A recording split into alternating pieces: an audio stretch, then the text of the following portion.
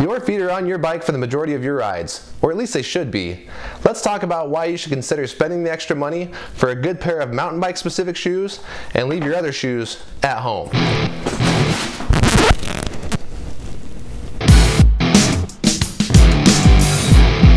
What's up guys, Levi with Dead Sailor Mountain Biking, and like I alluded to in my intro, today we're going to talk about shoes.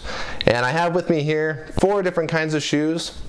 First we've got your basic hiking shoe, a running shoe, skate shoe, and then we've got the 510 Freerider mountain bike specific shoe. So first, let's talk about hiking shoes. So hiking shoes can vary in style, anywhere from low top, really mellow hiking shoes, all the way up to full-on mountaineering boots. And the shoes that I have here are somewhere in the middle. They're sturdy, they're high tops, and they've got a very aggressive tread. And a lot of people, when they first get into mountain biking, think that maybe these would be a good alternative for riding on their flat pedals. And while they do have some upsides, they also have a lot of downsides. Let's talk about those. So the upside for these hiking shoes is the fact that they are built tough. These shoes are built to take just about anything that you can throw at them, and they're very sturdy and they support your feet really well. So the main downside to these shoes as far as mountain biking is concerned is the tread pattern and the material that it's made out of. Typically the tread patterns on these shoes are very aggressive, they're very widely spaced and very deep, which is very good for if you're hiking, but it's not very good for gaining traction on your flat pedals. This sole is also made of really hard, thick rubber, so that sole doesn't really stick very well to the pins on your pedals either. So if you try to use these on a set of flat pedals, you're just gonna be slipping around like crazy.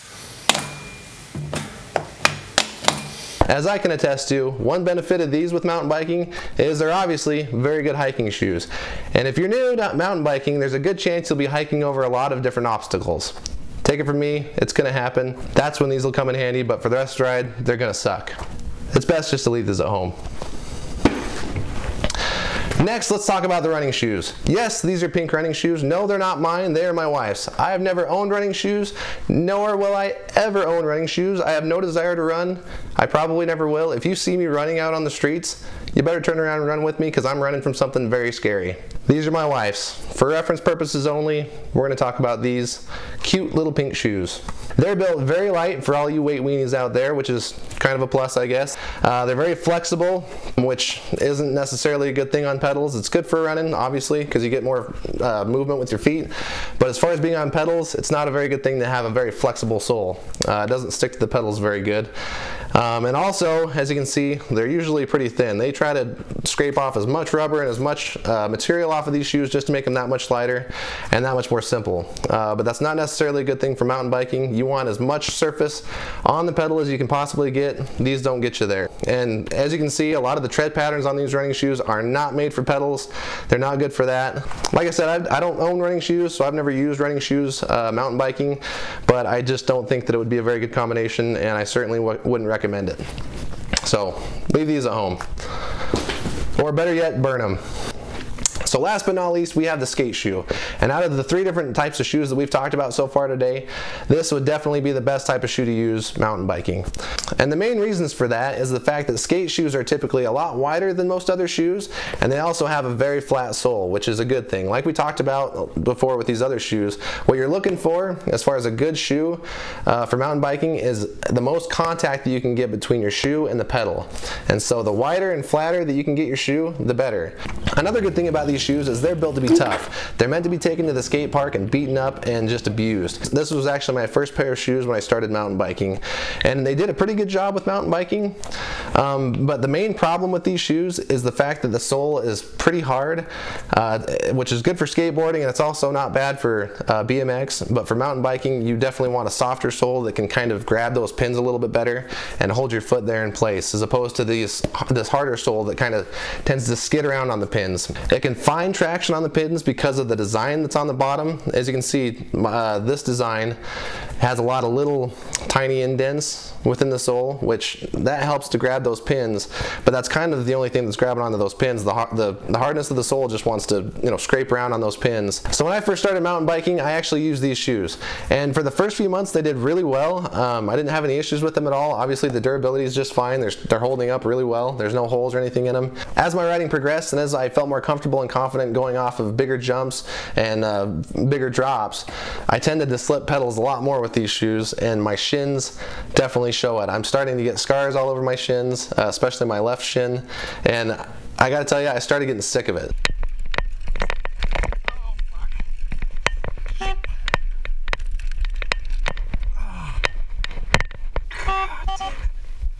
I started getting sick of it. I had some friends that had 510s, and ever since I started mountain biking, they had been trying to talk me into buying a pair.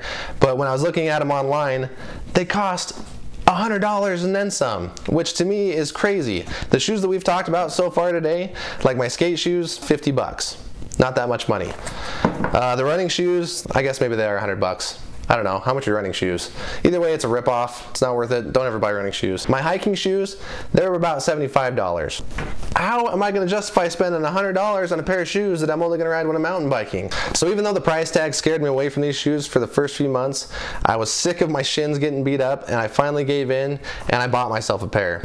So even though I got a deal on these shoes, they were still pretty expensive. They're still the most expensive pair of shoes that I have to this day. But you know what? I still think it's the best purchase that I've ever made as far as mountain biking is considered. And here's 3 reasons why. So number 1 is confidence. Like my skate shoes, these 510 Freerider shoes have a wide and flat sole. However, unlike my skate shoes, the sole is made out of a little bit softer rubber that helps grip onto those pins of your flat pedals just a little bit better. It also has a tread pattern that's a lot more suited for the pins of flat pedals, and it allows you to basically find traction on your pedals regardless of your foot position. You can see that this tread pattern and this build is the same up and down this whole sole. So regardless of where you like your feet, you'll find traction on it. And personally, when I'm climbing, I like to have my pedal a little bit more in the middle of my foot. And when I'm descending, I like to have the pedal on the ball of my foot. I'm not sure exactly why. I've just found a lot more comfort in that setup. I know a lot of you are thinking, and it's true, when I have my foot a little bit farther forward like this when I'm climbing, I tend to get my foot, if there's a branch or something, I tend to get my foot caught between the pedal and the branch, which, is not a good thing, but it's all about personal preference, and I like that these shoes give me that ability to find what's most comfortable for me. It allows me to ride within my own ability and within my own comfort level. So that's definitely one thing that I really like about these. Another thing is, and I don't necessarily want to get into the clipless debate. In fact, I don't want to at all. But with these shoes, it gives me the confidence to be able to take my foot off and put it down if I find myself in a jam. I'm not ignorant when it comes to clipless pedals. I used to race BMX, and pretty much the whole time that I raced BMX, I used clipless pedals. I know the benefits of them. I know how they can help you, but in my opinion, as far as mountain biking is considered, unless you're an XC racer, I don't really see the need for them, especially if you're just a hobbyist like me. I'm just doing this for fun. But like I said, if you're an XC racer, or if you're a Strava nerd, if you're just trying to get the best times you can possibly get, clipping in definitely has many benefits and can probably make you go quite a bit faster. But for me, these 510 Freeriders, along with my stock pedals, they do just fine. So number 2 is definitely the fact that not only do these shoes look awesome, but they're also built like a tank. These shoes can take just about anything that you dish out to them. I've been using these shoes, like I said, for about the last 3 or 4 months, and I've beaten the heck out of them. I haven't been nice to these shoes at all, and they don't really even show it. They don't show any wear or tear on them. The tread is still holding up. There's no tears or anything in the tread. There's no tears in the fabric. The fabric's holding up. The soles are holding up really well. They're built to be beaten up and abused, and so far they're definitely this pair is definitely handling all the abuse that I'm giving them. So last but not least is comfort, and these things are comfortable. I have super flat feet, but even with my goofy feet, these things are so comfortable. They fit very well. The sizing is accurate from what they have on their website, and they just feel super good on my feet. And obviously that's going to be different based on each individual. Everyone's feet are different. If you're going to invest this much money in a pair of shoes, definitely go to your local bike shop or whatever store you have near you that sells a good pair of shoes like this and try them on. your feet are your main contact point with your bike. So if they're not comfortable, if you have pain in your feet, or if they're just not comfortable, your riding ability is going to suffer dramatically because of that. So guys, essentially what I'm trying to say is that if you're trying to increase your ability on a budget, you definitely need to take your footwear into consideration. Now, this might not seem like a budget-friendly upgrade, but when you're talking about mountain bikes and how much money you can drop on parts for a mountain bike, it's really not that much. And in my opinion, I can't think of another set of gear or a part that could increase your ability much more than a good pair of mountain bike specific shoes. It's definitely helped me a lot. It's increased my riding ability and my confidence, like I talked about. And honestly, it's probably the best purchase that I've made so far. So what do you guys think? What style, type, or brand of shoe do you prefer when you ride mountain bikes? Do you prefer mountain bike specific shoes, and specifically this pair of 510 Freeriders, or do you use something else? Do you use the hiking shoes that I threw out, or the running shoes that I despise, or even a good pair of skate shoes that I kind of somewhat recommend if you can't afford these?